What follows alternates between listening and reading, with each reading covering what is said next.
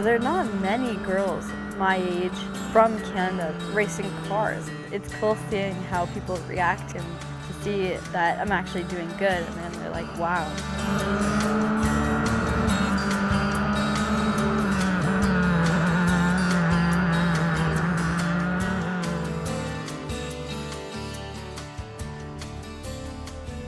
My name is Nicole Havrda. I am a Formula 3 race car driver, currently racing Formula 3 and also sports cars. My dad took us for a road trip to Europe to visit family and all that stuff, and we went to the Austrian F1 Grand Prix. I really didn't want to go there. I was like, oh no, it's gonna be boring. I used to be a swimmer at that time, so I wasn't interested in anything else. And so he took us there, and then right away when I saw the cars and heard it, I was like, I just fell in love with it, and I was like, that's what I want to do. And I started emailing driving schools and then did karting, and now I'm here. I was 12 years old when I first stepped into go-kart, and then I was there till I was 15. For me, when I was karting, it was all like a learning curve. Like the first year we took really developing and learning, and then of course the next year I started winning and really racing and competing against like the best guys in Canada. Our ultimate goal actually is like Formula 1, of course, but I used go-karting as a step. The first feeling I had in a car was amazing, and I was just thrilled, you know, just feeling the gas, feeling the steering wheel, just hearing the engine roar. Like the first time in the Formula 3 car, I was like, what is that sound? You hear the turbo, and I was like, oh my God, that sounds so good. And it was just vibrating so intense that I lost my breath.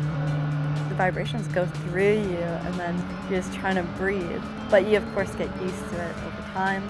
It is an amazing feeling. You don't see many women in the paddocks. The first race I did, you could feel it in like the vibe everyone kind of presented. Of course, they were trying to be nice. They're like, oh, that's so nice, you're racing, blah, blah. You could kind of feel it that they were like kind of wishing you kind of bad. Because you're a girl, you know, like if you're a girl in a men's sport, they don't wish you the best always. Like, it depends who you are around, but some guys, like other racers, were kind of, you could feel it, but it's cool seeing how people react to a girl in the paddock and to see that I'm actually doing good, and then they're like, wow.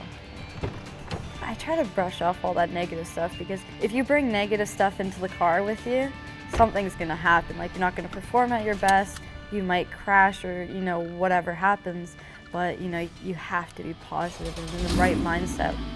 I always use the kind of thing that whenever you put your helmet on, you're the exact same. Like, who cares who you are? Like, you're the same as everyone else, and on the track, you're just you. Like, you're racing against other drivers, not against a guy, against other drivers, doesn't matter who it is. And of course you get kind of people looking at you weirdly or whatever, but you use that as your advantage, and you kind of just, you go with it and you just drive. Of course there are scary moments in racing, like when you crash, you're a little scared, but it's kind of more, you're at the limit of what you can do. Crashing is always part of it. If you don't crash, you're not doing it to your limit. And when you crash, you realize the limits, and of course, you learn from them as well. And you know, when you're at the bottom, you learn from those kind of setbacks and all that stuff, and then you do your best actually after that. You don't really learn anything from winning too much. You learn more from losing. All the things I've learned in racing is helping me in my personal life. You know, like I've learned how to market like my brand, basically. Like in life, you need those certain connections. When I wasn't racing and stuff, I didn't want to talk to anyone. I was pretty shy, and I just didn't want to make connections. And now I see that those connections can literally determine your future and the opportunities you get. I've learned that you just got to be out there, and you just got to go for it and market yourself as well as you can, and just always be kind of available as well. It's like people are trying to help you, you got to be available to them as well. My ultimate hopes and dreams, I'm very open to anything that comes.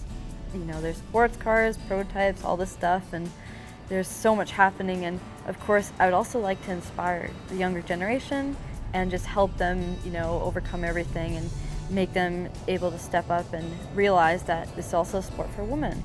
It's not just a male-dominated sport.